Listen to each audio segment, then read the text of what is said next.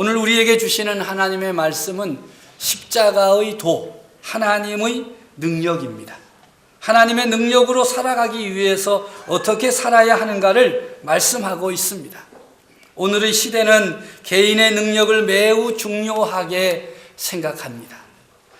나쁜 사람보다는 착한 사람이 낫고, 착한 사람보다는 능력 있는 사람이 낫다 생각하는 것이 오늘 이 시대입니다. 성도 여러분들 어떻습니까?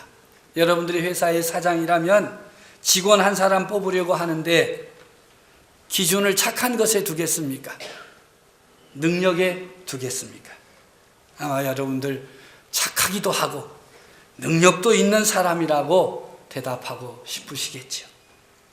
그런데 이런 경우에는 어떻게 하겠습니까? 착하기는 한데 능력은 없어. 능력은 있는데 별로 착해 보이질 않아. 여러분들은 누구를 선택하시겠습니까? 아마도 대부분은 능력이 있는 사람이 아닐까 싶습니다. 성도 여러분들은 여러분의 자녀가 어떤 사람 되기를 원합니까? 착한 사람이 되기를 원합니까? 능력 있는 사람 되기를 원합니까? 이것도 둘 다 되면 좋겠죠? 어떻게 하면 둘 다 가질 수 있습니까? 착하기도 하고 능력도 있고. 그 답이 오늘의 말씀에 있습니다. 바로 하나님의 능력을 받는 사람이 능력도 있고 착하기도 하고 선한 사람 될 수 있습니다. 오늘의 말씀은 이 능력에 대해서, 특별히 하나님의 능력에 대해서 말씀하고 있습니다. 하나님을 믿는 우리에게 꼭 필요한 것, 하나님께서 주시는 하나님의 능력입니다. 성경에는 하나님의 능력에 대해서 여러 가지로 말씀하십니다. 전능하신 하나님, 무엇이든지 할 수 있는 하나님의 능력을 말합니다. 온 천하 만물을 창조하신 창조주 하나님의 능력을 말씀합니다. 하나님은 능력으로 역사와 세상을 다스리십니다. 역사를 다스리시는 하나님의 능력은 이스라엘 백성의 출애굽 도정에서 다 나타나고 있습니다. 능력으로 만나와 메추라기를 공급함으로 저들을 살게 하셨습니다. 또한 하나님의 능력은 심판 가운데에도 나타나고 있습니다. 동시에 죄를 용서하시는 모습으로도 나타납니다. 하나님의 사람들, 하나님께 귀하게 쓰임받았던 하나님의 일꾼들은 하나님의 크신 능력에 비해서 자신들의 능력이 너무나도 보잘것없음을 깨닫고 하나님의 능력만 의지하고 하나님의 능력을 구하였던 사람입니다. 이 시간 하나님 앞에 모여 예배를 드리며 하나님의 말씀을 경청하는 성도 여러분들에게 하나님의 능력이 임하시기를 주님의 이름으로 축복합니다. 능력 있는 사람, 특별히 하나님의 능력으로 충만한 사람이 되는 것은 우리 그리스도인 된 성도들에게 매우 너무나도 중요한 일이요 귀한 일입니다. 하나님의 능력을 사모해야 됩니다. 기대해야 됩니다. 오늘의 말씀 고린도전서 1장은 잘 어울리지 않는 두 개의 단어를 연결해 놓고 있습니다.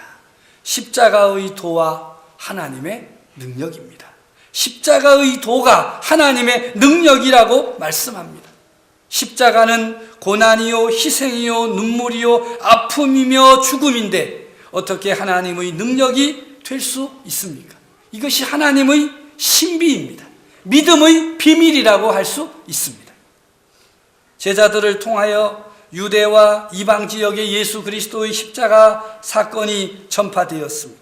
예수 그리스도의 십자가 죽음이 구속의 죽음이요 대속의 죽음이며 죄사함의 희생이며 영생을 얻게 되는 길이라고 십자가의 복음이 전파됨으로 인해서 세상이 떠들썩하게 되었습니다. 그때 이 십자가의 도를 한마디로 미련한 것이라고 규정한 사람들이 있었습니다.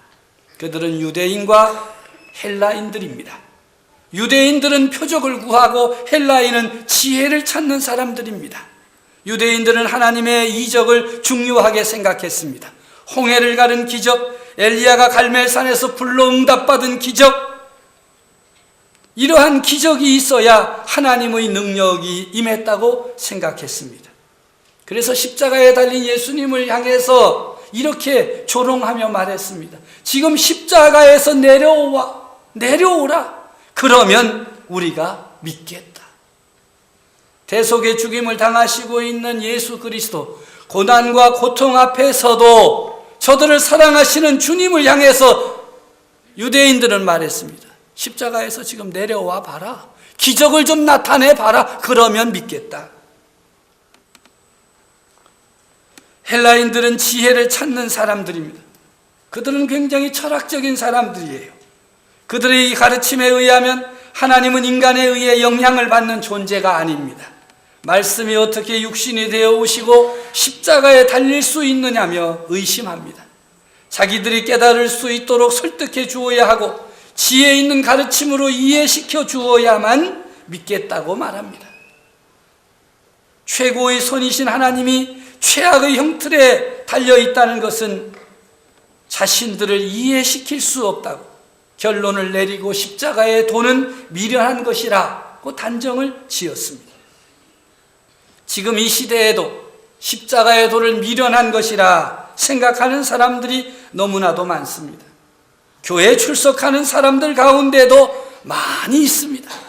겉으로는 십자가의 도가 하나님의 능력이라고 말할 때 아멘! 하지만 실제 생활에서는 십자가의 도를 미련한 것으로 생각하기에 그 길로 나아가려고 하지 않습니다. 그들의 삶 속에 십자가의 도를 찾아볼 수가 없습니다. 그래서 그들에게는 하나님의 능력도 없습니다. 사랑하는 성도 여러분, 여러분들에게는 십자가의 도, 예수 그리스도의 십자가가 미련한 것입니까? 하나님의 능력이십니까? 성경에 보면 대표적인 사람들이 있습니다. 하나님의 능력이 필요한 대표적인 사람. 그런데 그들의 모습은 매우 연약한 사람들입니다. 네 사람을 예를 듭니다. 첫 번째 사람은 고향을 떠난 나그네입니다. 늙도록 자식을 두지 못한 외로운 노인입니다. 두 번째 사람은 용모나 신장이 볼품없는 청년으로 풍채 좋은 형들과는 달리 늘 밖에 나가서 굳은 일을 하며 살아야 했던 사람입니다. 세 번째 사람은 성격이 경망스러운 위인인데 의지가 약하여서 자기가 한 일을 곧 후회하는 사람입니다. 네 번째 사람은 몸에 병이 많고 고집이 얼마나 센지 항상 염려의 대상이 되는 사람입니다. 그런데 이 네 사람의 삶을 통하여 세상이 바뀌어졌다고 성경은 증거하고 있습니다. 무슨 일이 있었던 것입니까? 그것은 그들에게 하나님의 능력이 임한 까닭입니다. 세상의 약한 것들을 택하사 강한 것들을 부끄럽게 하려 하신 하나님의 뜻이 저들을 통해 나타나고 있기 때문입니다. 외로운 나그네, 노인이 되어 자녀를 두지 못한 그 사람은 믿음의 조상 아브라함입니다. 왜소한 청년은 골리앗을 쓰러뜨린 다윗입니다. 경망스러운 사람은 천국 열쇠의 주인공이 된 베드로입니다. 고집이 세고 병이 많았던 그는 선교사 바울입니다. 이들이 처음부터 완벽한 능력을 가졌던 것은 아닙니다.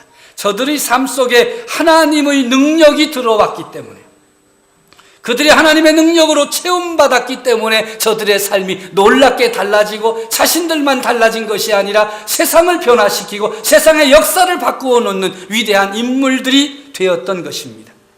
이처럼 하나님의 능력은 아무것도 아닌 사람, 스스로 생각하기에도 보잘것없는 사람을 위대한 능력의 사람으로 변화시킵니다. 오늘 이 시대를 살아가는 성도들에게 필요한 것이 바로 하나님의 능력입니다. 오늘의 말씀은 하나님의 이 능력이 십자가의 도를 통해서 나타난다고 말씀합니다. 십자가의 예수님은 아브라함과 다윗의 신앙적 순종으로 인하여서 이 세상에 오셨습니다. 베드로와 바울은 그 십자가가 있음으로써 완전히 변화되었습니다.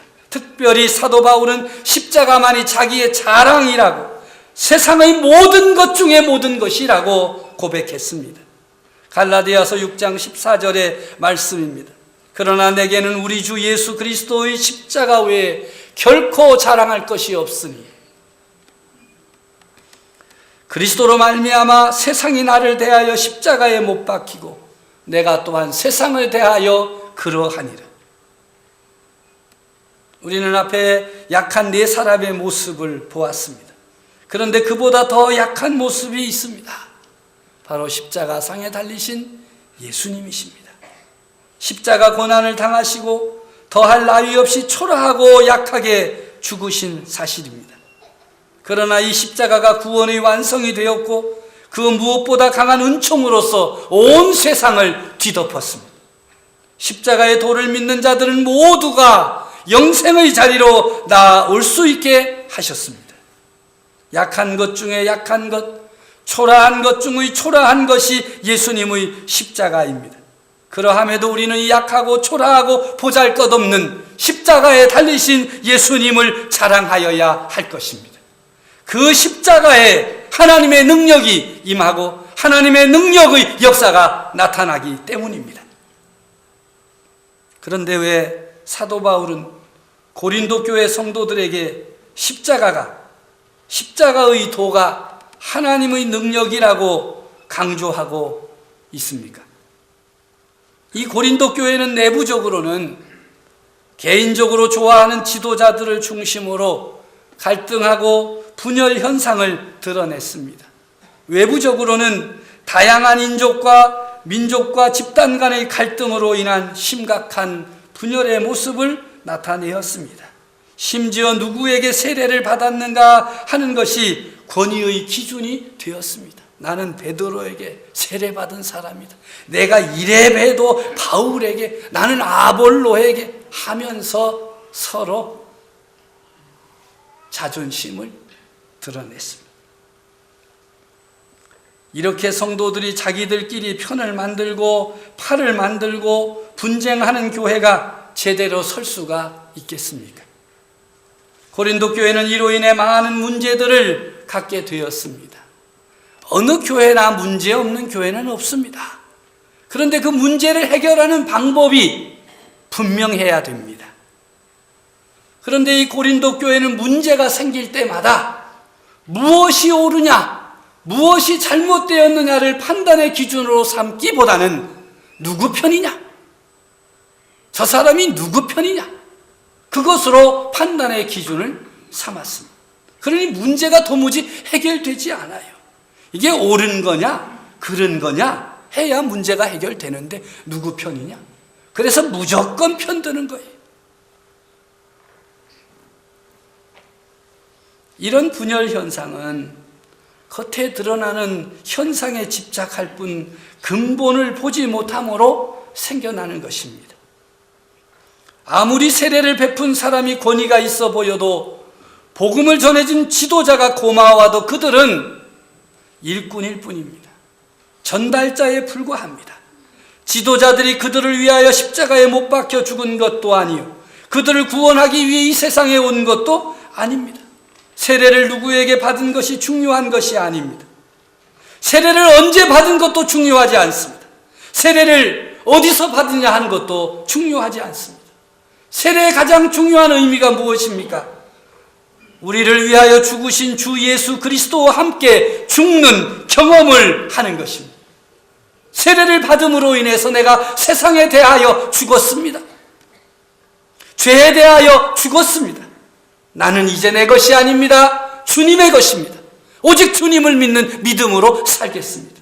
이것이 세례의 가장 중요한 의미이지, 누구에게 받았냐, 언제 받았냐, 어디서 받았냐, 그것이 무엇이 중요합니까? 그런데 고린도 교회 사람들 그것 가지고 편을 만들고 팔을 만들고 서로 신각신했어.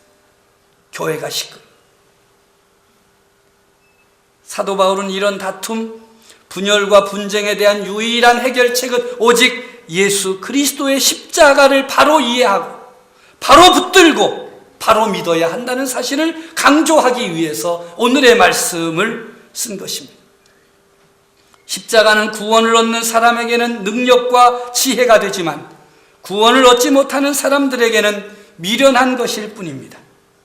그런데 하나님께서 이 미련한 십자가를 통해서 구원을 베푸시는 것은 아무도 하나님 앞에서 자랑하지 못하게 하려는 하나님의 뜻인 것입니다. 교회 안에 다툼이 일어나고 분쟁이 생기는 것은 세상의 지혜와 능력을 의지하는 데에서 발생하게 됩니다. 교회 안에서도 세상 가치 기준에 따라 행동하기 때문입니다. 자존심과 열등감이 범벅이 되어서 그런 사람들이 교회 안에서 자신의 능력을 과시하니 다툼이 끊어지지 않는 것입니다. 겉으로 볼 때에는 세상적인 지혜와 능력만으로 신앙생활을 하기에 아무 문제가 없어 보이는지 모릅니다. 그러나 그것은 결과적으로 십자가에서 죽으신 주님을 올바르게 바라볼 수 없게 만들어버립니다. 그로 인해 하나님의 능력을 받지 못하게 됩니다. 하나님의 능력 없이 하나님의 사람들이 무엇으로 살 수가 있겠습니까? 세상의 지혜와 전통을 버려야 됩니다. 세상의 능력도 내려놓아야 합니다. 세상의 지위도 내려놓아야 합니다. 세상의 소유도 내려놓아야 됩니다. 우리에게 필요한 것은 하나님의 능력입니다. 십자가의 도로 되돌아가는 것이 필요합니다. 오늘날 십자가가 패배자의 상징으로 취급하는 세상의 풍조가 성도들의 마음을 지배하고 있는 것, 이것이 큰 문제입니다. 십자가의 고난과 희생은 오늘날 환영받지 못합니다. 고난을 짊어지고 희생을 감수하는 것이 손해보는 일이며 어리석은 일이라고 단정짓고 있습니다. 교회 내에서도 그런 생각이 많기에 문제가 생겨나면 해결이 되지 않습니다. 그러나 성도 여러분, 세상이 보기에 하나님의 방법이 미련하고 어리석어 보일는지 몰라도 하나님은 그 십자가를 통해서 하나님의 일을 이루어 가십니다. 가장 지혜로운 인간의 방법도 미련한 십자가에 미칠 수가 없습니다. 왜냐하면 인간의 지혜는 이 세상에서 적당한 이익을 챙기는 데 소용이 될는지 모르지만 하나님의 지혜는 우리를 죄악과 죽음에서 구원하시는 능력이 되시기 때문입니다. 십자가로 돌아가십시오. 교회 안에 분열과 갈등을 일으키는 인간의 지혜와 세상의 능력을 내려놓으십시오. 자존심도 열등감도 내려놓으십시오. 그리고 예수 그리스도께서 하늘 보좌를 버리고 이 땅으로 내려오신 그 겸손과 섬김의 태도를 본받으십시오. 십자가를 지고 고통과 희생을 감수하신 예수님을 바라보십시오. 예수님같이 낮아지고 예수님같이 섬기며 예수님같이 희생하는 길을 걸어가십시오. 어찌해서든지 상대방을 이겨 나만 높아지려 하고 다른 사람들의 희생을 제물 삼아 이익을 챙기는 데 혈안이 되어 있는 세상 풍조를 과감하게 벗어 던지십시오. 우리 성도들이 십자가의 도로, 십자가의 정신으로 살아서 하나님의 능력을 받지 못한다면 세상에는 아무 희망이 없습니다. 우리가 새 사람이 되고 새 삶을 살지 못한 채 어떻게 세상에 빛이 될 수 있겠습니까? 우리 성도들이 십자가의 십자가의 정신으로 살아야 하는 것은 하나님께서 여러분들을 자녀로 불러주시고 영생을 선물로 주시고 이제는 세상에 나아가 주님의 증인이 되라 파송하시기에 하나님의 능력이, 그 능력이 필요한 것입니다. 십자가에 둬야말로 예수 그리스도께서 이 세상에 오셔서 우리에게 희망을 심으신 하나님의 능력이며 지혜며 구원의 능력입니다. 이 능력을 받아야 됩니다. 험한 십자가에 능력이 있습니다. 예수님의 십자가에 생명의 능력이 있습니다. 예수님의 험한 십자가에 구원의 능력이 있습니다. 예수님의 십자가에 변화의 능력이 있습니다. 치유의 능력이 있습니다. 예수님의 그 험한 십자가에 화해의 능력이 있습니다. 오늘도 우리 모두가 새로운 결단을 마음에 품고 예수 그리스도, 우리 주님의 십자가를 바라봅시다. 우리 주님의 십자가를 붙드십시다. 십자가의 도를 따라 살아감으로써 하나님의 능력으로 충만함을 받아 여러분을 세상으로 보내시는 하나님의 뜻을 이루어드리는 세상의 빛, 하나님의 능력자들, 세상을 이기는 성도들이 되어지기를 우리 주님의 이름으로 축복합니다.